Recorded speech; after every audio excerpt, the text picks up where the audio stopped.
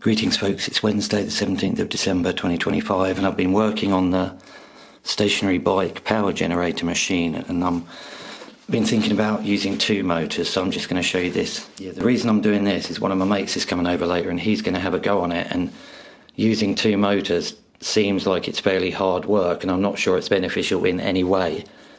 But I have set it up so that this motor can be engaged and disengaged by one of these bars. It obviously needs a second rectifier and a second meter and a second shunt and a second battery. When I push this down, this will start charging the second battery and this is charging the first battery. This is battery 1, this is battery 2. Okay, so I'll briefly demonstrate it without the second motor engaged. So it'll just charge battery number 1.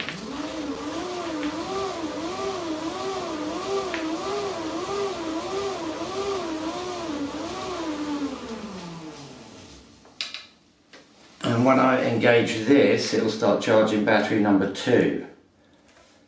This is in its infancy, so there is a bit of wobble.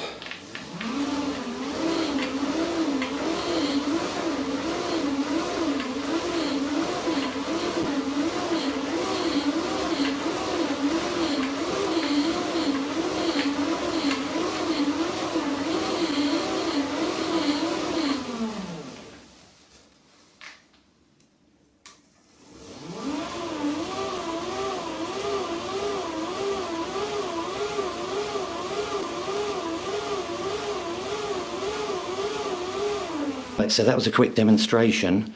I'm not sure there's any real sort of mathematical advantages to it at all, because it seems like a little bit harder work to get the same power.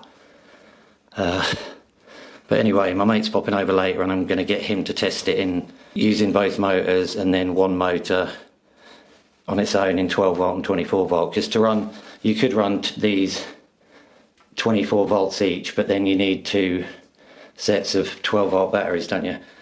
But anyway, I'll see you. The next video should be a good one. Cheers.